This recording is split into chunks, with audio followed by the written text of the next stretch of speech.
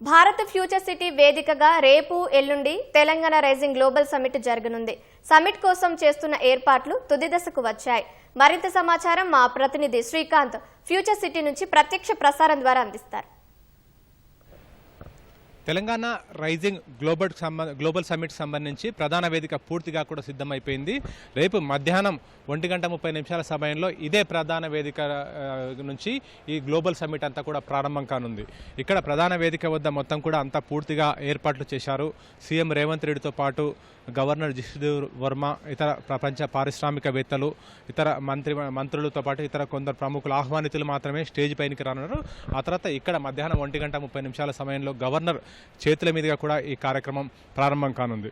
అయితే ఇక్కడ ఈ వేదిక ప్రారంభమైన తర్వాత కొంతమంది మాత్రమే ప్రసంగించడానికి కూడా అనుమతులు అంటే ప్రణాళిక ప్రకారం సిద్ధం చేశారు. వాళ్ళు మాత్రమే ప్రసంగించిన తర్వాత మిగతా కార్యక్రమం తర్వాత సీఎం రేవంత్ రెడ్డి ప్రసంగిస్తారు. అయితే దీనికి సంబంధించి ఇప్పటికే షెడ్యూల్ కూడా పూర్తిగా సిద్ధం చేశారు. మొత్తం ఈ స్టేజ్ అంతా కూడా పూర్తిగా సిద్ధమైపోయింది. మొత్తం చూడొచ్చు ఇక్కడ మొత్తం మొదటి రౌండ్లో మాత్రం ఇక్కడ కేవలం విఐపీలు మాత్రమే కూర్చొని ఉంటారు. అక్కడ కేవలం వివిఐపీలు మాత్రమే అక్కడ వాళ్ళకు అంటే ఏ చైర్లో ఎవరు కూర్చోాలని దానికి సంబంధించిన స్టిక్కర్లు, పేర్లతో కూడిన స్టిక్కర్లు కూడా అందిస్తారు. వాళ్ళని మాత్రమే కూర్చోవడానికి అనుమతి ఉంటుంది. మిగతా వెనకాల కొంతమంది ఆ విధంగా నిర్దేశించిన వాళ్ళు మాత్రమే పైన కూర్చుంటారు. ఆ తర్వాత వెనకాల ఇంకా సభకు వచ్చిన వాళ్ళు మొత్తం 2000 మంది ఇక్కడ కూర్చునే విధంగా కూడా ఏర్పాటు చేశారు. అయితే మధ్యలో మొత్తం కెమెరా స్టాండ్ ఉంటుంది. మొత్తం ఈ కార్యక్రమం అంతా మొత్తం ప్రత్యక్ష ప్రసారం ద్వారా INPR ద్వారా ప్రత్యక్ష ప్రసారం అందించేందుకు సంబంధించి అక్కడ మొత్తం కూడా స్టాండ్లు ఏర్పాటు చేశారు. హాల్ మొత్తం నలుమూలలో కూడా స్టాండ్స్ ఏర్పాటు చేశారు.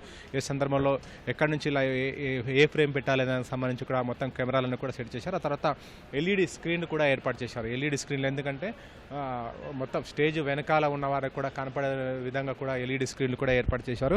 అయితే సభకు సంబంధించి మొత్తం ఈ గ్లోబల్ సమ్మిట్ సంబంధించి మొత్తం వివరాలను పరిశీలిస్తే మొత్తం 8-9 తేదీల్లో మొత్తం దీనికి సంబంధించిన సదస్సు కూడా జరుగుతుంది. అయితే ఇక్కడ మొత్తం చాలా మందిని కూడా దాదాపు 4000కు పైగా ఆహ్వానాలు కూడా వెళ్ళాయి. ఎంతమంది వస్తారనే దానికి సంబంధించి ఇప్పటికే ప్రభుత్వానికి ఒక క్లారిటీ వచ్చింది. ఎవరెవరు హాజరవుతారనే దానికి సంబంధించి కూడా క్లారిటీ వచ్చింది. వాళ్ళు దాని ఆధారంగా కూడా ఎవరెవరు ఇక్కడికి వస్తారు, ఎవరిని రిసీవ్ చేసుకోవాలి. ఎందుకంటే ప్రపంచ పారిశ్రామికవేత్తలు, దిగ్గజ క్రీడారంగ ప్రముఖులు, మీడియా మొత్తం ఇంకా ఎంటర్టైన్మెంట్ రంగ సంబంధిత ప్రముఖులు, సినిమా రంగ ప్రముఖులు వీళ్ళందరూ కూడా వచ్చారు. కాబట్టి వాళ్ళందరూ ఏ విధంగా ఎవరెవరు రిసీవ్ చేసుకోవాలన్న దానికి సంబంధించి కూడా ఇప్పటికే వాళ్ళకి ఆహ్వానాలు వెళ్ళాయి. అయితే మొత్తం ఈ మంగళవారాల్లో ఫ్యూచర్ సిటీ వేదికగా జరిగే తెలంగాణ రైజింగ్ గ్లోబల్ సమ్మిట్లో మొత్తం 2 రోజుల సదస్సులో వివిధ అంశాలపై 27 ప్రత్యేక సెషన్లు ఉంటాయి. దేశ విదేశాల నుంచి ప్రముఖులు కూడా తరలిరానున్నారు. రేపు మధ్యాహ్నం 1:30 సమయంలో ఈ సమిట్ కూడా ప్రారంభమవుతుంది. అయితే ఎల్లుండి సాయంత్రం వరకు కూడా ఈ సదస్సు జరుగుతుంది. 9వ తేదీ సాయంత్రం వరకు కూడా ఈ రైజింగ్ గ్లోబల్ సమిట్ జరుగుతుంది. ఆ గ్లోబల్ డాక్యుమెంట్ కూడా సాయంత్రం 9వ తేదీ సాయంత్రం ఆవిష్కరించనున్నారు. 2047 నాటికి $3 ట్రిలియన్ ఆర్థిక వ్యవస్థగా తెలంగాణ ఏ విధంగా రూపొందిస్తారనే దానికి సంబంధించి మొత్తం రోడ్ మ్యాప్ కూడా సిద్ధం చేశారు. దాని ప్రకారం కూడా ఇక్కడ మొత్తం దాన్ని ఆవిష్కరిస్తారు. ఈ సదస్సులో క్రీడా సినీ రంగ ప్రముఖులు కూడా పాల్గొంటారు. ఒలింపిక్ గోల్డ్ క్వెస్ట్ సెషన్లో PV సింధు, అనిల్ కుంబ్లే, పుల్లల గోపిచంద్, గగన్ నారంగ్, జ్వాలా గుత్తా, క్రియేటివ్ సెషన్లో రాజమౌళి, రితేష్ దేశ్ముఖ్, సుకుమార్, గునిత్ మొంగా, అనుపమ చోప్రా ఈ విధంగా వాళ్ళందరూ కూడా పాల్గొంటారు. మొత్తం 6 ఖండాల నుంచి 44 దేశాలలో 154 మంది ప్రతినిధులు పాల్గొంటారని చెప్పి కూడా ప్రభుత్వం ఇప్పటికే వాళ్ళకి సమాచారం వచ్చింది. దానికి సంబంధించిన పూర్తి వివరాలు కూడా వాళ్ళ వద్ద ఉంచుకొని ఆ విధంగా కూడా ముందుకు వెళ్లే విధంగా కూడా మొత్తం సిద్ధం ఏర్పాట్లు చేస్తున్నారు. 2047 నాటికి తెలంగాణ రాష్ట్ర ఆర్థిక వ్యవస్థ $3 ట్రిలియన్ ఏ విధంగా ఎదుగుతుంది, దేనికి ఏ ప్రణాళిక సిద్ధం చేసుకోవాలని దానికి సంబంధించి ఇప్పటికే నీతి Aayog, Indian school of business, హైదరాబాద్కు చెందిన ఇండియన్ స్కూల్ ఆఫ్ బిజినెస్ వాళ్ళ ఆధ్వర్యంలో సలహాలు సూచనలు తీసుకొని విజన్ డాక్యుమెంట్ కూడా రూపొందించారు. అయితే మొత్తం ఈ కార్యక్రమానికి మొత్తం ముఖ్యమంత్రి రేవంత్ రెడ్డి అంతా కూడా పర్యవేక్షిస్తూ అన్ని సలహాలు సూచనలు కూడా జారీ చేస్తున్నారు. ఇప్పుడు నిన్న ఇక్కడ పర్యటించిన రేవంత్ రెడ్డి మొత్తం కార్యక్రమానికి సంబంధించిన వివరాలు కూడా తెలుసుకున్నారు. అయితే మొదటి రోజు కార్యక్రమం 8వ తేదీన Abhijit Banerjee, Trump director of Trump media and technologies group నుంచి ఎరిక్ స్వేడర్, అంటే ట్రంప్ మీడియాకు సంబంధించిన ప్రతినిధి అని ఎరిక్ స్వేడర్తో పాటు అంటే 8వ తేదీ అంటే రేపు మధ్యాహ్నం 1:30 గంటలకి గవర్నర్ జిష్ణుదేవ్ వర్మ ఈ కార్యక్రమాన్ని ప్రారంభించిన తర్వాత ఈ అభిజిత్ బెనర్జీతో పాటు ఎరిక్ స్వేడర్, తర్వాత ఐటీ మంత్రి Sridhar Babu, Karnataka deputy director DK Shivakumar, Nobel బహుమతి గ్రహీత కైలాష్ సత్యార్థి, కిరణ్ మజుందార్, కేంద్ర మంత్రి కిషన్ రెడ్డి, ఉప ముఖ్యమంత్రి బట్టి విక్రమార్క ప్రసంగిస్తారు. ఆ తర్వాత అంటే 2:30 రేవంత్ రెడ్డి ప్రసంగిస్తారు. ఈ విధంగా మొత్తం ఈ సమ్మిట్కి సంబంధించి మొత్తం షెడ్యూల్ కూడా విడుదల చేశారు. ఆ తర్వాత 3 గంటల నుంచి 4 గంటల వరకు, అంటే 8వ తేదీ 3 గంటల నుంచి 4 గంటల వరకు కూడా మొత్తం సెషన్లు నడుస్తాయి. ఆ సెషన్లకు సంబంధించి ప్రభుత్వ శాఖలకు సంబంధించి సెషన్లు నడుస్తుంటే ఒకవేళ వాళ్ళ కార్యక్రమానికి సంబంధించిన వివరాలు కూడా వెల్లడిస్తారు. మంత్రి ప్రసంగిస్తారు. ఆ సెషన్లో మంత్రి ప్రసంగించిన తర్వాత ఆ శాఖ ముఖ్య కార్యదర్శి కూడా ఈ సెషన్లో ప్రసంగిస్తారు. ఈ విధంగా మొత్తం ముగింపు 9వ తేదీ సాయంత్రం 6 గంటలకు ముగింపు అవుతుంది. 9వ తేదీ ఉదయం నుంచి సాయంత్రం 6 గంటల వరకు కూడా కార్యక్రమం కొనసాగుతుంది. ముగింపు కార్యక్రమం ఉంటుంది. అయితే 8వ తేదీ కార్యక్రమం ముగిశాక గాలా డిన్నర్ ఉంటుంది. వెనకాలనే దానికి సంబంధించిన ఏర్పాటు చేశారు. 9వ తేదీ మొత్తం ఎంటర్టైన్మెంట్ కార్యక్రమాలు ఉంటాయి. ఆ తర్వాత డ్రోన్ షో కూడా ఉంటుంది. దాదాపు 3000 డ్రోన్లతో కూడా డ్రోన్ షో ఉంటుంది.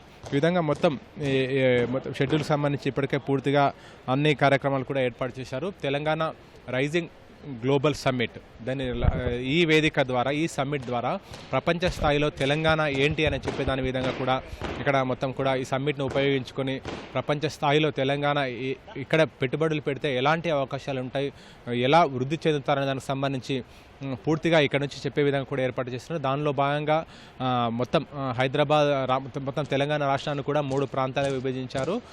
బాహ్య వలయ రహదారి లోపల, ఔటర్ రింగ్ రోడ్ లోపలి ప్రాంతం అంతా కూడా కార్పొరేట్ కార్యాలయాలు, ఐటీ, ఈ జీసీసీలతో పాటు ఇతర అన్ని కార్యాలయాలకు సంబంధించిన కార్పొరేట్ ఆఫీసులన్నీ కూడా ఇక్కడ పెట్టే విధంగా, ఎందుకంటే పొల్యూషన్ లేకుండా కేవలం కార్పొరేట్ కార్యాలయాలు ఏర్పాటు చేసే విధంగా కూడా ఔటర్ రింగ్ రోడ్ లోపల దీనికి సంబంధించిన ప్రణాళిక ఏర్పాటు చేశారు. ఆ తర్వాత ఔటర్ రింగ్ రోడ్ నుంచి regional ring road, outer ring road నుంచి రీజనల్ రింగ్ రోడ్ ఉన్న ప్రాంతం అంతా కూడా పారిశ్రామిక ఉత్పత్తులు, పారిశ్రామిక కంపెనీలు, పరిశ్రమలు అవన్నీ ఏర్పాటు చేసే విధంగా కూడా ఆ ప్రాంతాన్ని అంతా కూడా ఉపయోగించుకున్నారు. ఆ తర్వాత రీజనల్ రింగ్ రోడ్ దాటిన తర్వాత మొత్తం గ్రామీణ ప్రాంతాలంతా కూడా వ్యవసాయ అనుబంధ ఉత్పత్తులు వాటన్నింటిని, ఎందుకంటే ఒక రాష్ట్రం అభివృద్ధి చెందాలన్నా, దేశం అభివృద్ధి చెందాలన్నా కేవలం పరిశ్రమలే కాదు, వ్యవసాయము, దాని అనుబంధ రంగాలు అన్ని రకాల తోడవుతూనే ఆ ప్రాంతం అభివృద్ధి చెందుతుంది.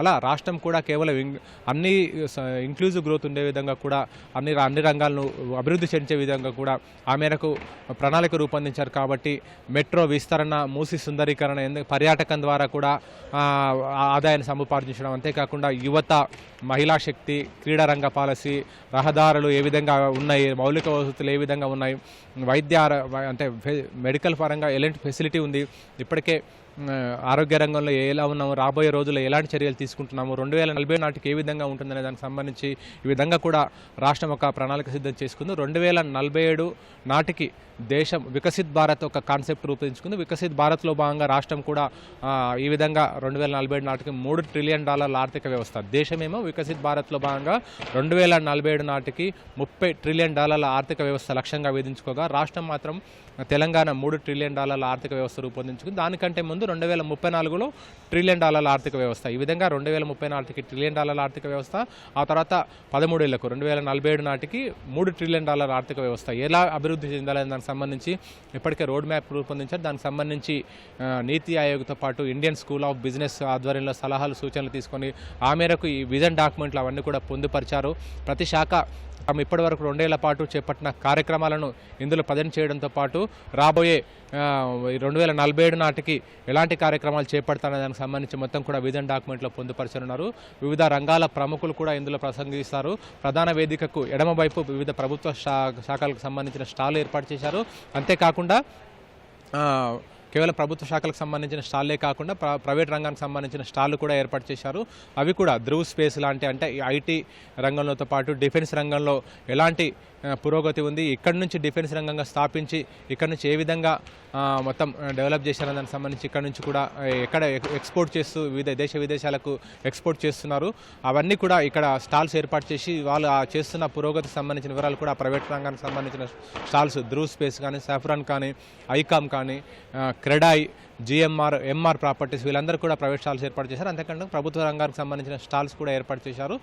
కుడివైపు ఏమో ఈ ప్రధాన వేదిక కుడివైపు కూడా స్టాల్స్ ఏర్పాటు చేసి అందులో వివిధ కాన్ఫరెన్స్లు కూడా ఉన్నాయి. ప్రధాన వేదికకి వెనకాల సీఎం లాంజ్ ఏర్పాటు చేశారు. అందులోనే సీఎం బస చేయనున్నారు. 2 రోజుల పాటు వసతి అంటే ఉదయం నుంచి సాయంత్రం వరకు ఇక్కడ జరిగే సెషన్ల కార్యక్రమంలో తర్వాత మధ్యలో అక్కడికి వెళ్ళి వివిఐపీలతో ప్రసంగించారు. అక్కడనే మంత్రులు ఉండడానికి కూడా లాంజ్ ఏర్పాటు చేశారు. అందులో సెషన్స్ అక్కడే భోజనానికి సంబంధించిన ఏర్పాటు కూడా చేశారు. ఈ విధంగా మొత్తం రేపు ఎల్లుండి ఈ ప్రాంతం అంతా కూడా మొత్తం ఈ ప్రపంచానికి తెలంగాణ అంటే ఏంటో చాటి చెప్పేలా కూడా ఈ సమ్మిట్ను నిర్వహించడానికి కూడా ముమ్మరంగా ఏర్పాట్లు కొనసాగుతున్నాయి. ప్రధాన వేదిక పూర్తిగా సిద్ధమైపోయింది. మిగతా కాన్ఫరెన్స్కి సంబంధించినవి, ప్రభుత్వ స్టాలకు సంబంధించినవి, మీడియా ఎల్జీడీ టన్నెల్కి సంబంధించినవి, ఆ తర్వాత ప్రధాన ద్వారం ఇవన్నీ కూడా పనులు కొనసాగుతున్నాయి. ఈరోజు రాత్రి వరకు ఎట్టి పరిస్థితుల్లోనూ ఇవన్నీ కూడా పనులన్నీ కూడా పూర్తి చేయాలని చెప్పి కూడా ఉన్నతాధికారులను నిర్దేశించుకున్నారు. ఈ మేరకు మంత్రులందరూ కూడా ఇక ఈ ప్రాంతాల్లో పర్యటించి ఇక దానికి సంబంధించిన పనులన్నీ కూడా పర్యవేక్షిస్తున్నారు. ఈరోజు రాత్రి ఎట్టి పరిస్థితుల్లోనూ ఈ పనులన్నీ పూర్తి చేయాలి. డ్రై రన్ కూడా ఇదే రోజు నిర్వహించాలని చెప్పి కూడా అధికారుల ప్రణాళిక రూపొందించుకున్నారు. ఆ మేరకు పనులు కూడా కొనసాగిస్తున్నారు. Over to you Kavya.